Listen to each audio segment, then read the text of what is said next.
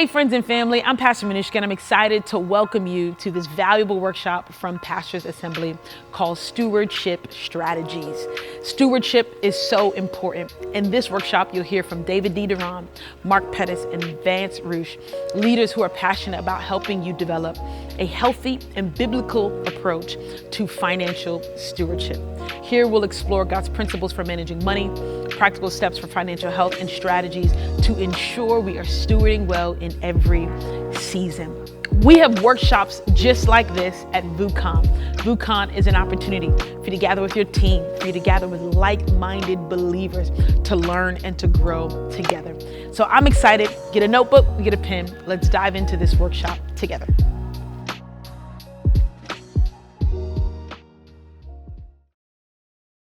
We're so excited that you are here. This is called Stewardship Strategies. And today we're going to have a beautiful conversation, really with two just incredible church leaders. And I want to get into it. So I'm going to introduce our guests. First up, we have Vance Rausch. Put your hands together for Vance. Vance is and he's here with his wife, Kim. Put your hands together for Kim, holding it down. Vance is no stranger to VOUS. He's actually a big part of everything going on in this place. He is the founder and CEO of Overflow. And if you haven't heard of Overflow yet, you need to. They are really just revolutionizing the way that churches are able to finance all the different outreach and projects that they are trying to move forward in. They really started with the idea of accepting stock and crypto, but since then, they've stepped into so much more, and they are really a one-stop shop for accepting contributions. But what I will say about Vance that I've said before is I love not only that he's provided a beautiful vehicle for churches to push forward the vision of their house, but I think he's doing a beautiful job of teaching just on the thought of generosity. And he's giving leaders and pastors a lot of beautiful language and practical tools to educate and teach their community. I can tell you that VOUS is a very happy customer of Overflow. And even me in my role, I work with finances and I work with donors. And man, they have just been a tremendous support to this house. So we love you, we honor you. Put your hands together for Vance one more time. Next up, we have Pastor Mark Pettis. Put your hands together for Pastor Mark. Pastor Rich said it, but Pastor Mark is a leader here at VOUS. He actually serves on the board. And Pastor Mark is the president of Highlands College, but he's also on the senior leadership team of a teeny tiny little church called Church of the Highlands. And you guys know Church of the Highlands. What I will say about Pastor Mark is he's obviously a leader at Highlands, but he's really a leader in the capital C church. His voice just means the world to this house and to churches across the world. And I can say that we are better for your voice. We're better for your investment. This is the second year that he's been a part of Pastors Assembly. And I was joking with him, but I'm kind of serious. If next year he says he can't come, I think we'll just cancel the entire event. Like, we're just not going to do it. We love you. We're grateful for you. His wife, Jill, is here. She's not in the room right now, but if you see her, say hi. She is amazing. But today we're talking about stewardship strategies. And if you've been in the church world, you've probably heard this word stewardship. And there's a lot to be said. And I think that we should talk about it even more. And we're really just talking about how we care for the things that God has placed in our hands. And as pastors, as leaders, there's so many different things that we steward, right? Yeah. You steward the people in your church. You steward relationships. You steward people's gifts. You steward their time, their energy. Today, we are going to spend some time talking about stewarding finances. Stewarding finances. And I think for people that have been in the church for a long time, you know that the way you steward finances can either really be a blessing for your church or it can be a barrier for your church. And it really can dictate the speed at which you're able to step into the vision that God has called you to step into. And today we're hearing from two incredible leaders. And I would just encourage everyone in the room, make sure you lean in, take notes. You're going to hear some gold today. And so we'll just start with a general question for you guys, just on the thought of stewardship. What does that mean to you? And why is it really so important that church leaders not only understand it, but have ways to practically walk it out? I'll jump in and start. I think stewardship is huge. Obviously, Psalm 24, the whole earth is the Lord's, and it all belongs to Him. So we're not owners, we're stewards, and just that has to start first and foremost in our hearts. And the responsibility that comes with that, it's the generosity of God is amazing, but it comes with a responsibility. And so the blessing comes with that responsibility, and is in the house of God more than anywhere else. So I would say, if you want to sum it all up with Highlands, we know excellence is a non-negotiable in this area. It's to honor God and to honor God's people. And if we break trust in stewardship, then we really have lost the moral authority to lead our congregation. And so from the very beginning of our church, and Pastor Chris, my senior pastor, Chris Hodges, his leadership, he has really bred that DNA into the entire team. And just to give you some practical handles on stewardship for us, it's this blend. It's excellence is our standard, and it's this blend of generosity and being frugal at the same time. Good. Is that we would be very, very generous, that we would allow the finances that God brings into our house to be used as many expressions as possible for ministry, to be generous to people. We one of the things we do, and there's many different versions of this, we don't sell anything at our church. I mean, if we have it, we'll give it away. If somebody wants to pay at cost what it costs, that's their choice. But the messaging is we want to be generous, just like we saw today with the book giveaways, the spirit of that generosity. At the same time, as a team, how frugal can we be? We turn off light switches. If we can find even a 0.2% way to save in an area, we're going to do that. And we're going to stay life-giving with it, but we are frugal and always kind of taking that evaluation. And we really have really done everything we can to find the blend of those two. So walking in that excellence. I love that. Pastor Mark, I think you nailed it. Stewardship is not ownership, but I think we conflate the two sometimes, because even in our leadership, we want our team to have an owner mentality. But to take the pressure off, if you understand that it's all God's anyways, then you can actually carry it properly. And what was once pressure because you thought you were the owner, now it becomes a privilege because you're just a steward of what God's given you. And you're probably going to be more careful with what's God's than with what's yours anyways. Right? And the thing about stewardship I think people miss sometimes is stewardship is not savings. Because in the parable of the talents, maintenance is wicked. If you give back what you were given, that's actually wicked. And so stewardship is multiplication. And so I love Church of the Highlands. One of the finance sessions I went to, the first time I was at Church of the Highlands, they were talking about, it's not just about savings. What are you investing into? They're constantly looking for property. They're constantly looking for permanence. They're constantly looking for real estate to expand the kingdom of God. And all of a sudden, it's not just savings sitting in a bank account, but it's actively being pursued as an investment to win for the kingdom. So I think those are two things that I think about. I love it. I love it. I love it. I think, first of all, I'd love to talk a little bit about personal stewardship of finances. I love what Pastor Rich was saying last night when he was talking about the soap journals, and that as he asked our church to step into soaping and reading the Bible, that he himself is taking it upon himself to make sure that he's modeling it personally. And not only that, he's taking the next step to share it with people that he's leading. And I think as we talk about personal stewardship of finances, as we teach other people, it's very important that it starts with us. That leaders go first. And maybe just share a little bit about why it's important that personally we take care and we steward our own home. Maybe even if you have a practical tip of some things that people could step in and do. But also, what do you think are some good ways that you've seen pastors, leaders model and exemplify that to people that they are leading in their space? Yeah, I'll jump in. You know, for us, if you want practical handles on personal finances, Dave Ramsey. You know, it's like fun. And I think there's I think living it out, back to moral authority, having the moral authority to lead in our church. If we're not stewarding our own personal finances well, then it absolutely is not going to be stewarded well in the church. So I think this is a major area. For us, it starts with that generosity piece. Tithing is a non-negotiable for our team. And so from the very beginning, Pastor Chris has talked about, we are as recipients of the blessing that we get each month from people's tithe. It would be just spiritually, obviously, but from an integrity level, it would be wrong for us not to also contribute to that. And so all starting with the generosity of giving that 10%. And we even, this may be wild for you, we even look a couple times a year at every teammate's giving record at Highlands. And if they're not giving, it's a life-giving conversation. Hey, what's going on? Is there an issue? it could be a mismanagement issue, or it could be, hey, they've gotten, second or third child, money's an issue, and we don't ever want that to be the case. And there's been a lot of ministry that's happened through that. But I think it all starts with that generosity. And then that stewardship in the home will be reflected in our leadership. And so I think this is one of those areas, especially with young teammates on our staff, when we see an issue right there, it's a great discipleship opportunity. Right. And getting those, not even dollar amounts, but those percentages set in their life. That 10% first, and you guys have all heard, and there's different versions of this, that, next 10%, let's save that. Good. And then and let's live on the rest, and let's find ways even in that to be above and beyond generous and to model that. I love that. You guys look at staff giving twice a year. I love that. I'll say this, Pastor Chris doesn't.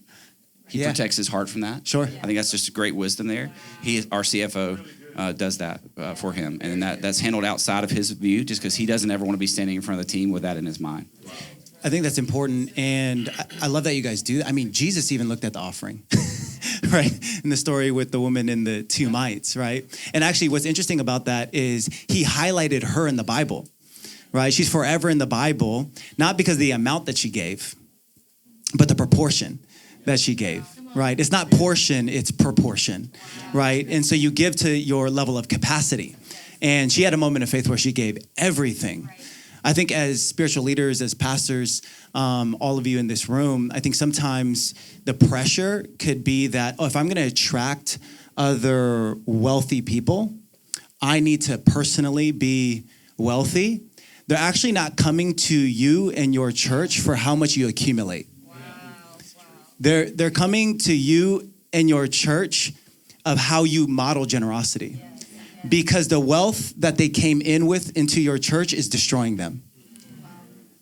And so if you want to steward anything, yes, I think there's a baseline of living where you shouldn't be in a place where you're needing things from everybody. So there's a stability, there's a baseline. But more than trying to steward things so you can accumulate more, how can you steward your family? How can you steward your household? How can you steward, yes, your finances in a way that gears it towards living a generous life? Beautiful. I love that. Put your hands together for that. I hope you're taking notes today. I think moving on from there, I'd love to talk about stewarding church resources. And last year, Pastor Mark was actually in the same panel. And the name of that workshop was Every Dollar Has a Name. And the goal was to talk about some of the practical, real ways that you can steward the actual church resources. Today, we're not going to make the whole segment about that, but I do think it's important to talk about the significance and the importance of how we steward the resources, the church resources. And I can say for VOUS, we've actually learned a lot from Church of the Highlands. And so one thing that I would say for everyone in the room is always reach up. You don't have to reinvent the wheel in this world. There's people that have been there and done that. And the best thing that we did was we asked a question. We said, hey, how do you do it? And we've implemented it. But I think the goal is always with accounting and with finances and stewardship, it's decision making. Right? You're not just running a report to have a report. The report should drive you making healthy decisions for your community to know whether you should go right or you should go left. It should be giving you information and telling you how to move forward. But maybe just share a little bit about maybe some practical ways, steps. I don't know if there's voices in the church world that you would recommend, but also just this significance, because this really can accelerate or slow down the ultimate vision of a church. Yeah. We don't have to always me go first, but we can swap back. But this one I want to take because whatever. Your alliteration is so on point. I'm taking that. So you honored us. I want to take a moment and honor you. Yes. You're an incredible leader, D. And I've had this new window being on the board to watch D lead. And you lead. We just heard the numbers, y'all. Over 9,000 people worshiping God in Miami right now. Can we put our hands together for the miracle of VOUS? And you're the coolest CFO in America, for sure, the world. But the way you have stewarded, I've seen you steward it with the excellence and the systems you've built in for a young church. And the capacity of this house it's because of the excellence and God has put you in this position. As this place expands, the resources needed are there because of the way you're managing those. And I know that you have incredible senior pastors, lead pastors with the right values, but you walk in that with such grace and you don't wear the weight of it. I see so many people wearing the weight of that. And I know it's because of your gift and also because of your pastoral heart. You know the why behind every dollar. And so I would say off this platform, find D. Yes. and ask a million questions. Find a way to email him, steal his email address, hack his phone. I don't know how that works. But I want to say this just really quickly. Highlands, I honor God for what's happened to Highlands. I also do recognize when we talk about the miracle story, it's a little bit easy to position us in a certain place, just the success and size of all of that. And I want to just make sure, just to lean into every person here, the significant work that God is doing through your church. We heard it already today, let's never let that size or all the scope of that, really to really confuse us. The work that God is doing in your house is huge, and he's going to expand it. We believe with all of our heart at Highlands that God's heart for every church is to grow. And there's that metron, there's that size that's in his sovereignty. We're stewarding, we're leading, and resources are a big part of that. So wherever you are financially, if you've made major mistakes along the way, it's never too late. And so I'm not going to talk even in dollars. I think percentages is a healthier way to talk about it. And I'm going to share just our practical percentages at Highlands. You do not need to necessarily make these yours. I would say, beyond a shadow of a doubt, leaving here today, no matter what condition your church is financially, and creating those percentages for you and then living by them. If there's one secret to Highlands, from day one, we just set some standards, and we have been faithfully living to those for now 25 years. So for us here, if you want to write these down, this is what that looks like for us. The first 10% of our church is a tithe. It goes back into missions outside of Church of the Highlands around the world. First in Israel, the first 1% of that 10 goes to the gospel in Israel, and then the other 9%, and some years more than that, which has been amazing, goes to church planting, what God is doing, around the world in different ministries, like Convoy of Hope and others that we're partnered with. So that first 10% is there. The next 10% is margin money. So we don't really call it savings, although we keep it set aside for opportunity that God will bring. And so we just want to be disciplined with that, because over and over and over in the history of Highlands, a piece of property has popped up, a building has popped up, and because we had that margin there, that we were able to use it, and that's been massive for us. 35%, and this is the only percentage, by the way, that's written into our bylaws, 35% is our ceiling for staffing. So the others we could actually adjust, and at times, I've mentioned earlier, we've gone above 10%, in our missions giving, but 35% has been a godsend for us in our staffing. It's allowed us to have that margin and to live by that, which is huge. And then the next 45%, we think about it this way: 35% of that is really ministry. It's the operations of the ministry side, and then 10% the operations of the facilities, light bills, water bills, et cetera. But collectively, that's about 45% of our budget. And so we've got those thresholds, and we live by those, and that's how we think about our finances. And you may have heard this. This is a model of Pastor Chris, and now really most of ARC. The budget each year is set on 90% of the last year's giving. So if last year's giving was $100 and our budget for 2025 is $90, and those percentages fit into that 90%. When Dee is talking about don't reinvent the wheel, just adopt that. That is gold. That is really, really good. And you are the coolest accountant in the church world. Seriously, 2 years ago at VOUCon, I had a friend sitting next to me. You were leading worship, and he's like, "Isn't he on staff?" And I was like, "Yeah, he oversees the accounting." It's so crazy. But stewardship in the form of spending, those ratios are amazing, right? Sometimes I think we forget to also steward the income that's coming in. And so there are a couple of just tools, pro tips, right? If you are not already tracking your at-risk givers, that is probably the first thing that you should prioritize when you get back home. If your giving platform doesn't track at-risk givers for you, you should probably switch giving platforms right away, because that is probably one of the more important metrics. And it's not even just about money. It's about stewarding the disciples in your church. When their finances all of a sudden, so at-risk means that they had been giving consistently before, but they haven't given a gift in 90 days, right? Something might have happened. They might have lost their job, but you wouldn't know if you're not tracking it, right? In reporting, I also think that we need to be careful with not lying to ourselves, right? I would talk to some pastors sometimes, and for different reasons, onboarding them onto our platform, we have to understand what's your annual giving, right? And they'll often, I think just because of signal, want to say an inflated number, right? But that's not helpful. They'll say something like, let's just pick a number. They'll say something like, oh, we're going to do 5 million this year. That number is actually not that helpful if 3 million came from one donor. Right? But praise God of 3 million. Hey, praise God for that. Praise God for that donor. Yeah. And let's have lunch with that donor. But the more helpful number is to understand the delineation between those types of gifts and where gifts might be concentrated, right? And so oftentimes when we're talking about, okay, you have the baseline systems, you're hitting the ratios, that's step number one, then you should be really mindful in stewardship. What are you going to do with that 10% margin? There's this concept in Silicon Valley that you can actually only lose 1x your money. It's called asymmetric finances. When you understand that you can only lose 1 times your money, you will think about investing differently. If your worst case scenario is losing 1x your money, why would you invest it into something that's only going to 2x an area?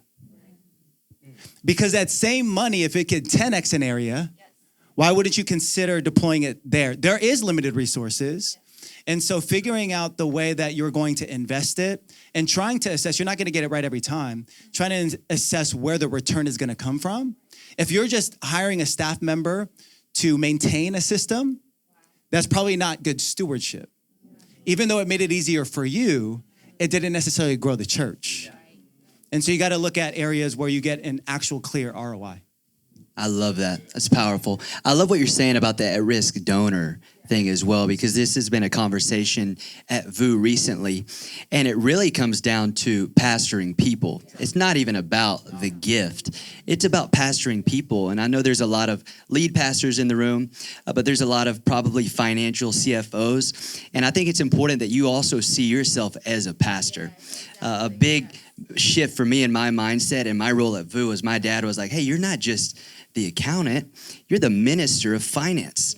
And it gave me a lot more purpose with the way I do what I do. And I can just say, as the ministers of finance, the at-risk donor is a way to flag something that you can be there for someone in a time of need, and you can respond to someone who's going through a difficult time. Maybe there's a conversation that didn't sit right that you're just not even aware of.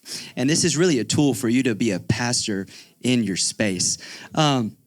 I would love to ask, are there anything that come to mind as far as like maybe just a common maybe pitfall in this area, maybe something that a lot of churches tend to do, but maybe don't reap the benefit that they think they would? I think for me on my end, I'm asking this because I'm just reevaluating the time and energy of my department.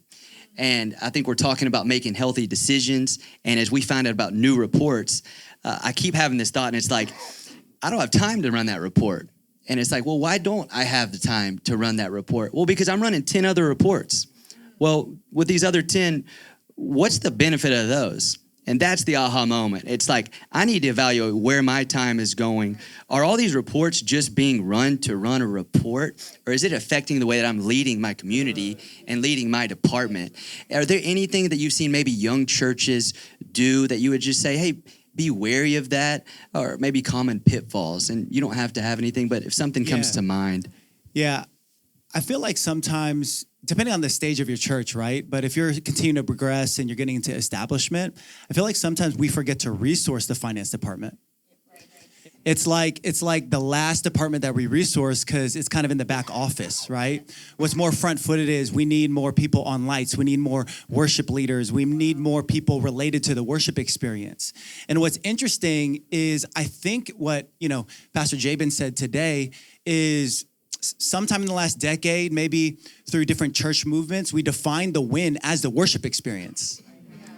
The worship experience is great. It's incredible. I think excellence is a non-negotiable in every single area of our church, including the worship experience.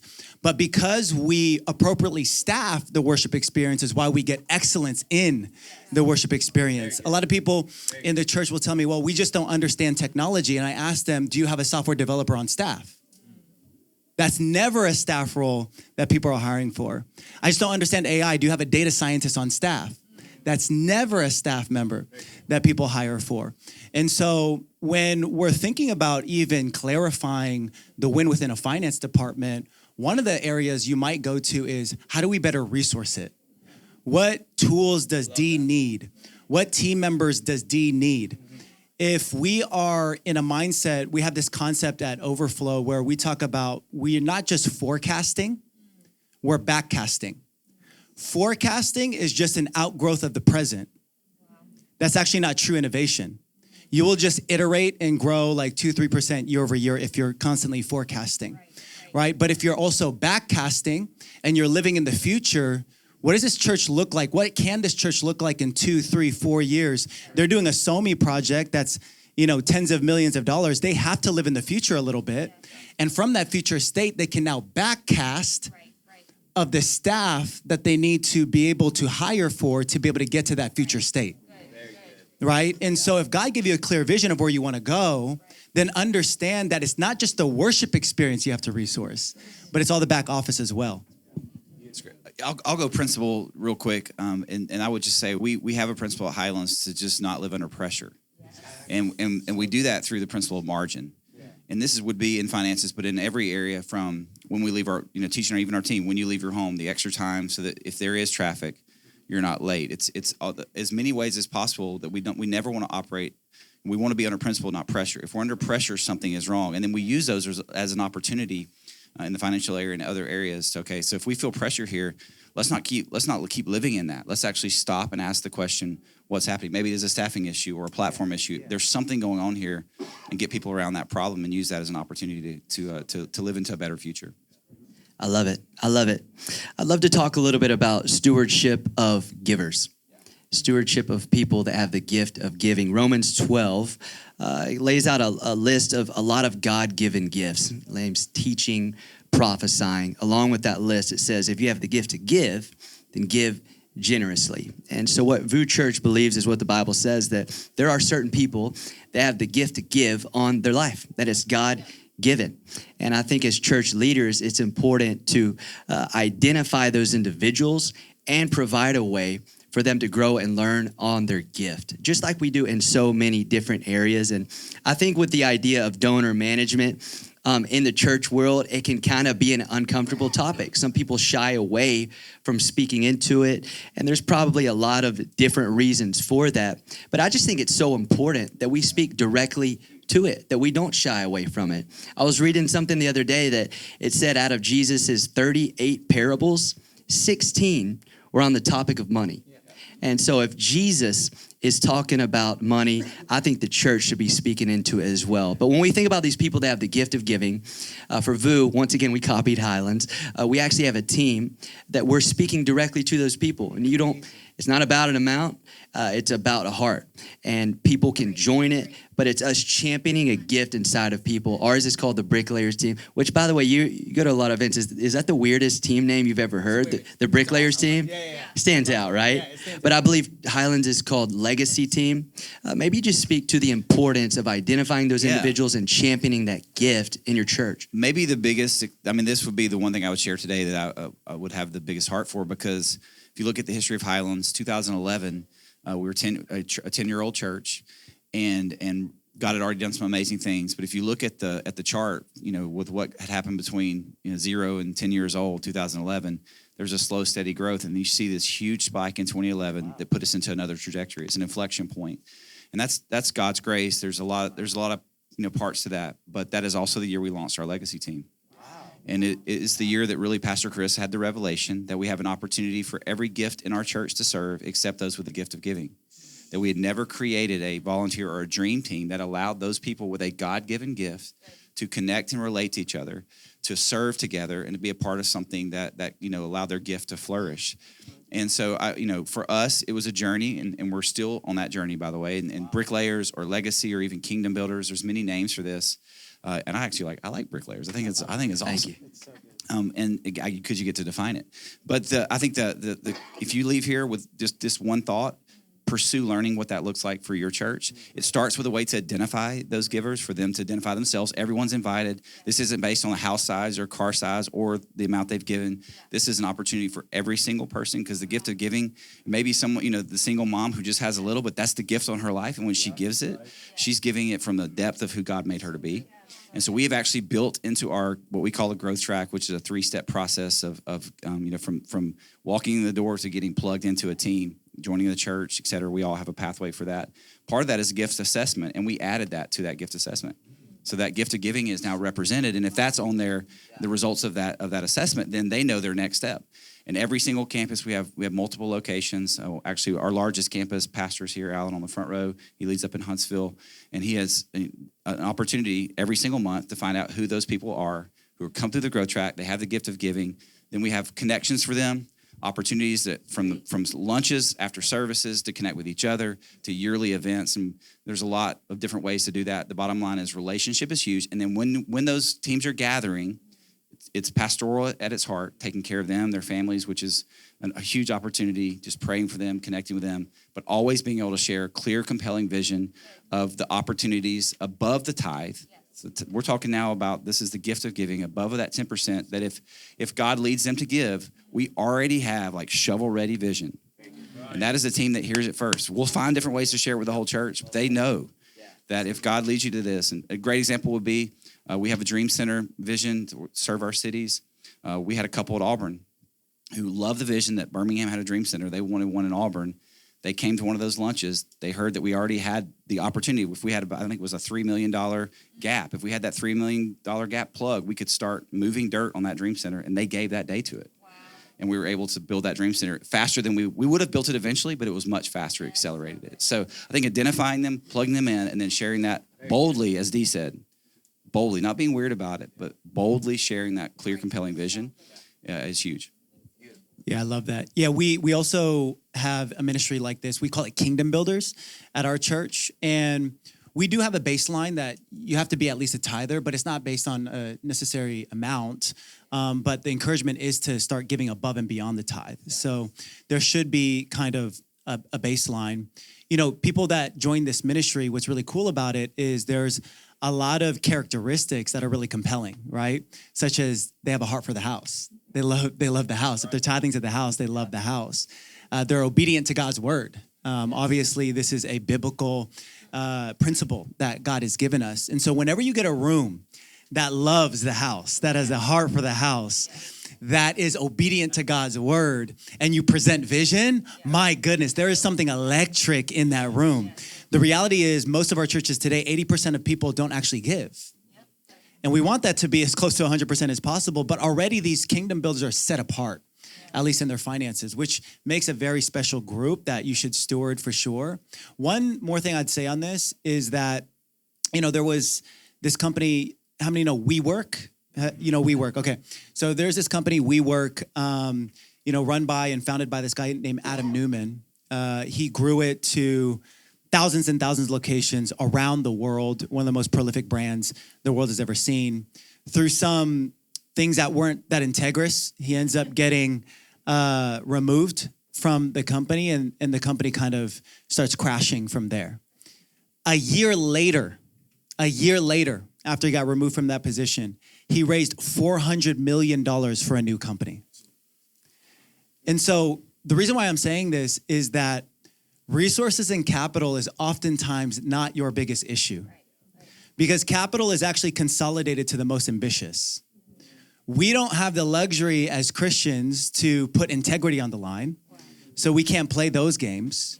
But without vision, the people perish. And so having bold vision ready to go for your people is going to be one of the main catalysts for being able to rally a bricklayers when they put a vision of a new building in Somi that would house more people. I bet you that lit up from the faithful givers to the high capacity givers to rally together to create a catalyst towards that compelling vision. And so that level of ambition on mission, I think is really important for you to clarify if you haven't clarified it yet. And just to add to that really quickly, they're going to give somewhere. Yes. Yes. So that, again, we're talking about above the 10%. That tithe is the Lord's. They're going to give above that 10% somewhere, and it's going to be the one who has that clear, compelling vision. And just if we try to just kind of meekly step into that in a improper way, then there'll be someone else with a louder voice and a clearer vision. And so just be bold with that, Pastor. God has given it to you. It's from him. And so get people around you that can help you package that in a way that can be messaged. I love it. I'll never forget, I was actually at art conference, and I was sitting in a similar session to this, and I heard a pastor sharing his story that his first few years of pastoring his church, he was kind of on his heels of talking to the people that had the gift to give. And he said one night he was actually just at a dinner sitting across from a guy that was bought into the vision. He showed up consistently. He served. And finally, by the end of the dinner, the man just looked at the pastor and was like, hey, if you need me to give, why have you never asked? Why have you never talked to me about it? And it was just this light bulb moment to where he needed to step into really just speaking to his community with more boldness and more clarity on where they're headed and how God can use their giving. But from VOUS' point of view, something we're also doing is just building out the different ways that we see givers. We're reporting more effectively. And there's a lot of benefits to it. Number one is the Bible says where your treasure is, your heart will be also. And so knowing the amount of people that are giving really it can be a representation of health in your community. It's one thing to sit in a pew on Sunday. It's another thing to financially sow and invest into what God is doing. And so if you're not doing that, I would encourage you, follow that. But another thing that we see is just trends, and it helps us with cash flow, with knowing when we probably need to penny pinch a little bit, and then maybe when it's the right time to make an upgrade or, spend somewhere.